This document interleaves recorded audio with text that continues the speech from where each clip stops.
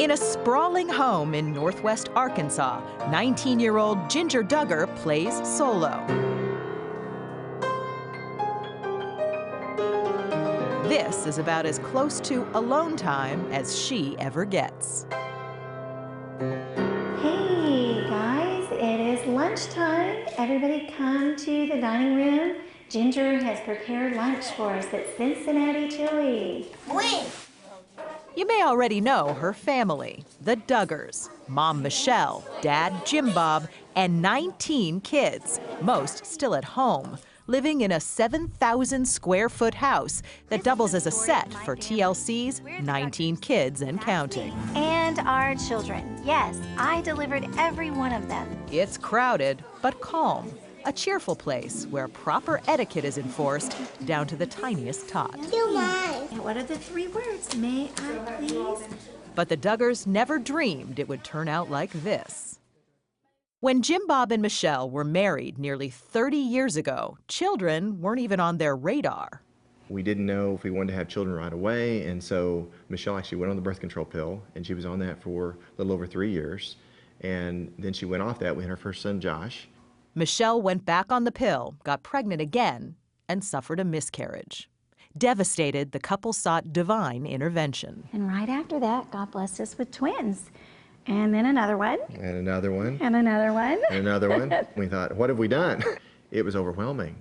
Clearly, the Duggars are different. Not all couples can or want to have this many children, or any children at all. So if one of your daughters decided not to have kids, how would you feel about that? We don't know if our children will be able to have children or not. And there could be medical problems, or they may choose not to have children. But that will be their decision between them and their spouse. And I mean, whatever the Lord allows in their life. You know, there are lots of reasons that people don't have kids. You know, there are cultural reasons, there are practical reasons. Jonathan Last is a writer for the Weekly Standard and author of What to Expect When No One's Expecting. He says money is often a roadblock to parenthood. It's become phenomenally expensive to have a child right now in America. When you add up all the costs, it's about $1.1 million to have a child for a normal middle-class American. That's a lot of money to spend on, you know, something that in 15 years is going to tell you that it hates you. Whatever the reason, motherhood is in decline. You want to show Mom? In the 1970s, around 1 in 10 women were childless. That number now is closer to 1 in 5. Kids were never part of the plan when Laura and Vinny Ciaccio got married. Tracy Ellen Kamens and Jared Skolnick felt the same way. Both couples are now members of a social club for the childless by choice called No Kidding. There are people out there who say, oh, people who don't have kids hate kids. Do you guys hate kids? I don't hate kids. Well, my favorite quote is Jerry, the founder of No Kidding, says, "I like women's breasts. I don't want my own." I've been an SAT teacher and loved my students, but I just don't feel the same way about toddlers and babies that everyone else seems to. But it doesn't mean you hate them. No, I don't hate them. I'm indifferent toward them. Why pose the question, why have kids? I think it's an important question that we ask parents. Jessica Valenti, who wrote a book called Why Have Kids, says there's a persistent notion that every woman, deep down, wants to be a mom. I do think we run into a problem, especially when you're talking about women, when the expectation is, of course you want to have children, and not only of course you want to have children, of course it's going to be the most important thing that you ever do in your life. So you're really setting women up to fail in this way when you say they're going to bring you all the joy in the world, and when that doesn't happen, it can be really, really disappointing and devastating. The childless by choice, Valenti says, are still labeled as selfish, when the opposite is often true. The idea that the only way to be selfless is to have children, I think, is a really dangerous notion and a really dangerous ideal. There's plenty of ways to be a good, compassionate, productive citizen without bringing children into the world. So let me just ask you all straight out, are you selfish? I think it's more selfish to have a child if you're not sure that you can be the parent that you'd like to be. And I've always said that I'd rather make a mistake and not have a child than have a child and find out that that's a mistake. I think we all make selfish decisions. Every time you go out and, buy yourself a latte instead of donating money to the poor, you're making a selfish decision. Life is about balancing the things you do for yourself with the things you do for the world. And there's a lot of ways to contribute to the world other than having kids. Most people seem to agree. In fact, according to a CBS News poll, only 16% say that people who decide to remain childless do so for selfish reasons. But while not having kids may be more socially acceptable, some fear that a baby drought would be bad news. Figures show that we're below the replacement rate. That is, the average number of babies the average woman needs to have to keep the population stable. The replacement rate is roughly 2.1. The United States is now around 1.9.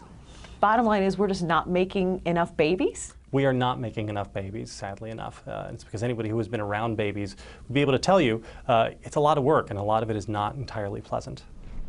Author Jonathan Last says a falling birth rate will transform the economy, and not in a good way. If this continues, what do you think the U.S. will look like? We'll have an entire country that looks like Florida with a whole lot of older people who need support, who need government assistance through the social welfare programs that we have, Social Security and Medicare, and we'll have a much, much smaller number of workers trying to support them. There's nothing wrong with not wanting to have a kid, but the goal should be to find ways to help the people who do want children to have them in what is a very expensive and complicated world. Of course, parents would say there are plenty of great arguments for having children, and the no-kidding folks have heard them all. Have you had people try to convince you that you're wrong? Oh yes, absolutely. Yeah. You're going to be so alone when you're older. Who's going to take care of you? Thinking that somehow children are just future indentured slaves or something like that. It's really not a great reason to have kids. And also just that since I don't know what I'm missing, I can't possibly know that I'm making the right choice. What do you say to people who say that to you? You'll never know this joy. Nobody who's known me really well has ever said that to me. So I think they have a difficulty understanding that different people want different things in life, and that what makes them happy is not necessarily going to make me happy. So who's really happier, family folk or child-free? We asked people in both groups, and a majority, 67%, said people have an equal shot at happiness with or without kids. For the record, Jessica Valenti, who wrote Why Have Kids?, has a 2-year-old daughter. I knew that it was always something that I wanted. It's an enormous amount of work. A lot of the work, is not a lot of fun. This is, there's no reason to sentimentalize it. Jonathan Last should know. He's a parent, too. Jim Bob and Michelle Duggar, already the parents of 19, are praying for more. We haven't given up on trying yet, have we? No, we're not giving up. And the Chiacchios, Laura and Vinny, are thinking about expanding their own family someday by getting a dog. The wines lose so much, because the grapes lose so much.